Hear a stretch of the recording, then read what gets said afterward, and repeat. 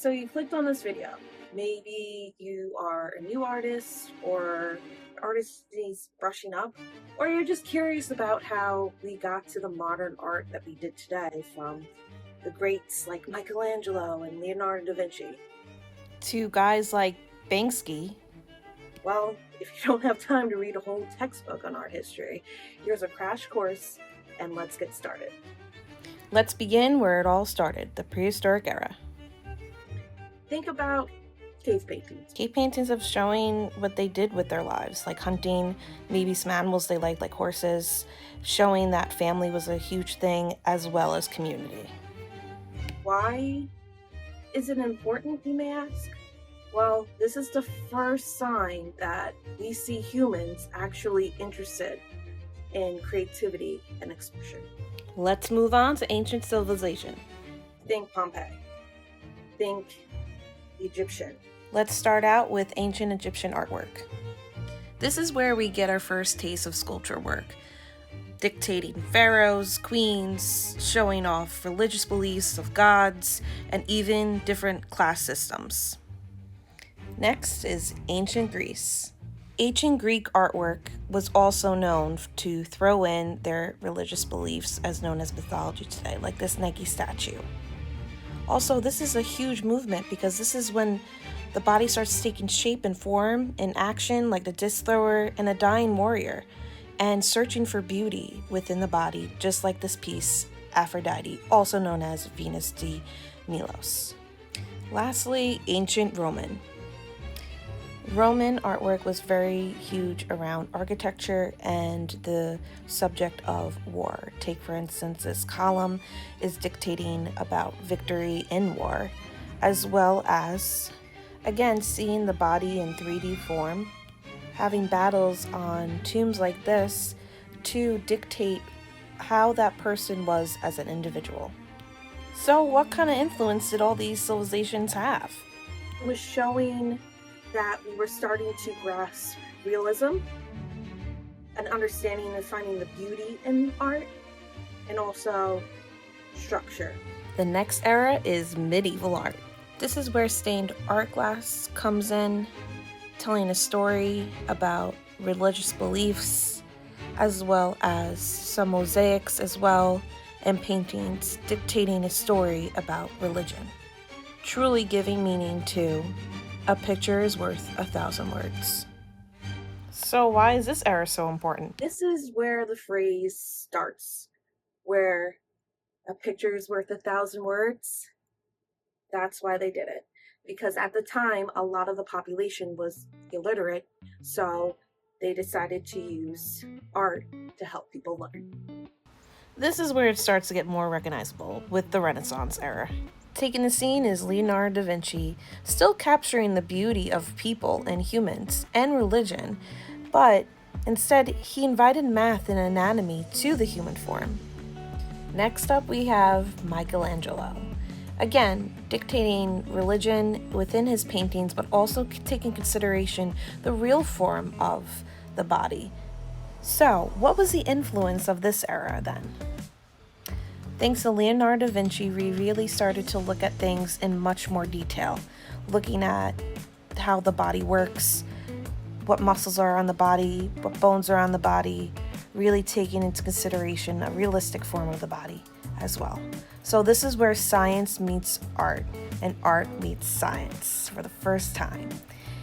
And we have a taste of realism. The first shorter-lived era is the Neoclassicism era. Showing you just a couple examples of this era is The Death of General Wolfe by Benjamin West. Now, the significance of this painting is actually pretty controversial at the time because he was showing a part of history, but using modern uniforms rather than the classical uniform. And then this painting, Cornelia, where she's pointing to her children as her treasures, by Angelica Kaufman. The message is plain and clear here, where that material items are not her choice of possession, but her children and their futures. So, what are you trying to say here? Well, this is Enlightenment, and it was also a political revolution. So this is where politics starts to seep in to art. The other shorter era is the Romanticism. This is the raft of the Medusa. This is also the liberty leading the people. This is also talking about technology. This is where we see movement.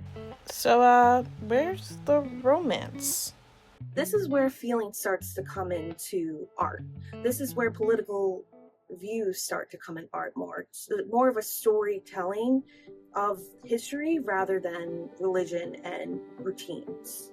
Here comes my favorite, Impressionism and Post-Impressionism. Critics hated this artwork by Monet and didn't like him because he started a movement which other artists started gathering around and portraying more feeling into their art.